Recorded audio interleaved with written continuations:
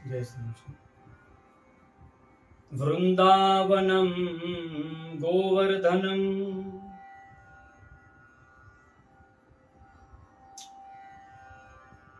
યમુના પુલિનાની ચ વિક્ષ્યા સિદ્ધુત્તમા પ્રીતિ રામ માધવયો નૃપ.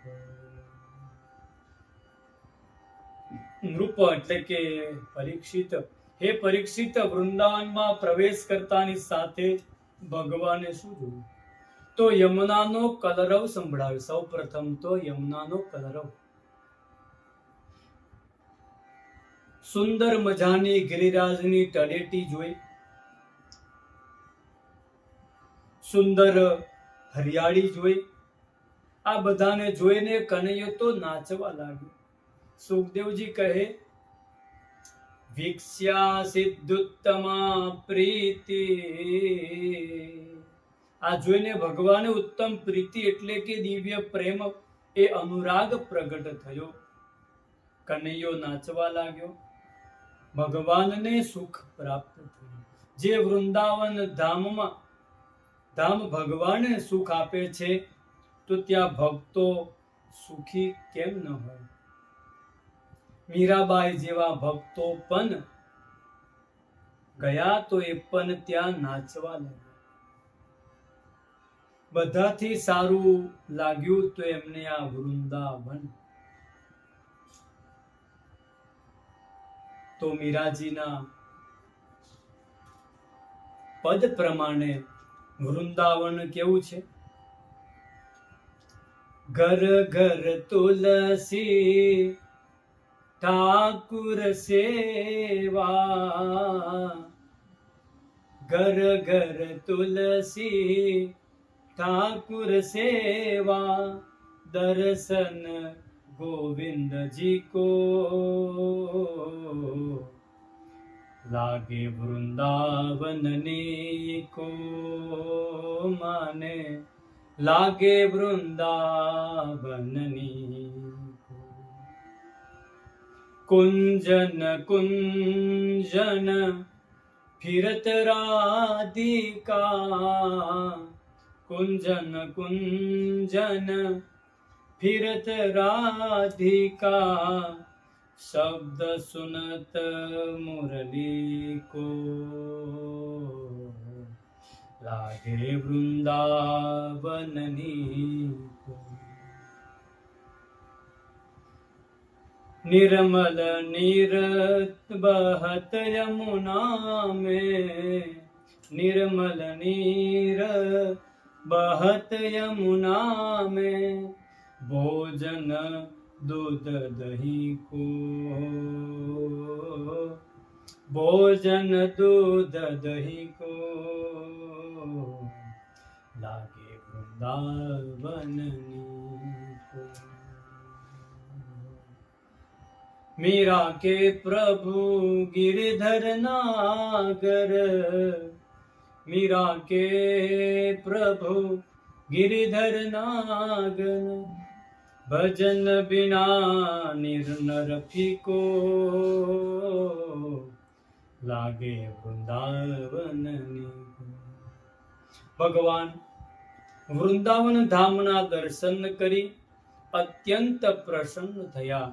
યત્ર પ્રવિષ્ટો સકલોપી જંતુઃ આનંદ સચ્ચિત ધનાબ્જમ ઉપૈતિ. જે વૃંદાવનમાં પ્રવેશતા જ જીવ માત્ર સચ્ચિદાનંદ એને પ્રાપ્ત કરે. ખાલી વૃંદાવનમાં પ્રવેશ કરતાની સાથે જ એ સચ્ચિદાનંદને પ્રાપ્ત કરે.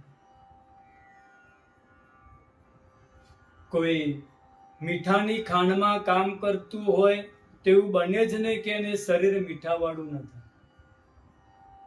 આ વૃંદાવન એ પ્રેમની ખાંડ છે. તો આમાં પ્રવેશ કરે ને એ ભગવાનનો ઉત્તમ પ્રેમી અનુરાગી બની જાય છે. ભગવાન યશોદાને કહે, મૈયા, હું આ વૃંદાવનમાં ગાયો ચરાવીશ. મૈયા કહે, બેટા, ગાયો પછી ચરાવજે, પહેલા તું વાછરડા ચરાવતા શીખી જા. તો ભગવાન એ વત્સપાલ બન્યા અને વાછરડા ચરાવવાનો પ્રારંભ કર્યો. ભગવાનના કોઈક ભક્ત ગાય પણ ખરા, છોટી છોટી ગૈયા છોટે છોટે ગ્વાલ, છોટો સો મેરો મદન ગોપાલ. आगे आगे गैया पीछे पीछे ग्वाल, बीच में मेरो मदन गोपाल.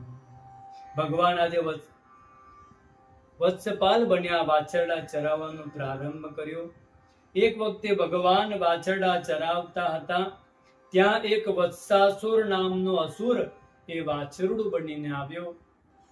ભગવાન ઓળખી ગયા અને દોડીને એના પાછળના બંને પગ પકડ્યા, ગોળ ગોળ ઘુમાવી પછાડ્યો. એની સાથે જ ગોવિંદાય નમો. ભગવાન એ તો વાછરડા ગાય બળદના રક્ષક છે, તો આ વાછરડાને ભગવાને કેમ માર્યું? ભગવાન કહે છે કે હું વાછરડાનો તો રક્ષક છું, ગાયનો બળદનો પણ હું રક્ષક છું, પરંતુ ગાય બળદનું રૂપ બનાવી કોઈ રાક્ષસ આવી જાય તો એને હું છોડતો નથી. બળદ એ કેવો છે તો ધર્મનું સ્વરૂપ છે, વાછરડું પણ ધર્મનું જ સ્વરૂપ છે. ભગવાન કહે હું ધર્મીની તો રક્ષા કરું જ છું, પરંતુ જે ધાર્મિક થવાનો ઢોંગ કરે છે એને હું છોડતો નથી.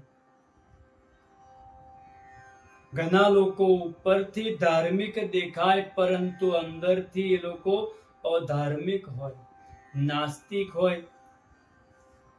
આને ધર્મ ન કહેવાય, આને તો એક ધર્માભાસ કહે છે. ભગવાન કહે જે ધર્મનું આવરણ ઓઢી સમાજમાં ફરે છે, આવા અસુરોને હું ઉઠાવી અને પછાડીને મારી નાખું છું. માટે ભગવાને આ વાછરડો બનીને આવેલા વત્સાસુર એને પકડી અને માર્યો, એનો ઉદ્ધાર કર્યો. એવી જ રીતે એક દિવસે પૂતનાનો ભાઈ બકાસુર એ બગલો બનીને આવ્યો. ભગવાનને દોડીને ચાંચથી પકડી અને ભગવાનને ગળી ગયો. ભગવાનને ગળ્યો તો ભગવાને પોતાનો દેહ એ લોખંડ જેવો તપાવ્યો. શરીર ભગવાનનું ગરમ ગરમ લોખંડ જેવું થયું. તો આ બકાસુરનું તાલું ગળું એ બળવા લાગ્યું. તમ તાલુમૂલમ પ્રદહંતમ અગ્નિવત, અગ્નિ જેમ ગોપાલ સૂન પિતરમ જગદગુરુ. ચર્છદ સદ્યો તિરુષાક્ષતમ બકસ તુંડેન હંતુમ પુનરભ્યપદ્યત.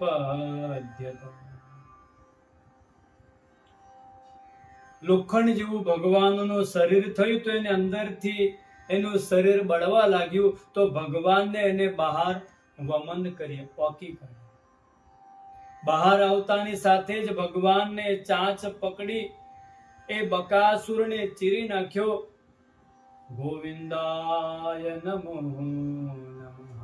ભગવાન સમજાવે છે, ભગવાન કહે છે કે આ મારા વૃંદાવનમાં બક ભગતનું કઈ કામ નથી. બગલો એટલે પાખંડ, દંભ. બગલો એક પગ ઊભો રહી જાય છે જલમાં, અને માછલી પ્રણામ કરવા આવે ને તો તરત જ માછલીને એ ગળી જાય. માછલી વિચારે કે આ સંતને પ્રણામ કરવાની ભીડ તો ઘણી બધી છે, પરંતુ જે પ્રણામ કરે છે ને એ કોઈ પાછું આવતું દેખાતું નથી. આવી જ રીતે સંસારમાં પણ આવા બક ભક્તો બનાવટી ભગતો ઘણા હોય. એક વખત કોઈક માછલી પોતાની જાળમાં આવી જાય તો એ બચીને જઈ શકતી નથી.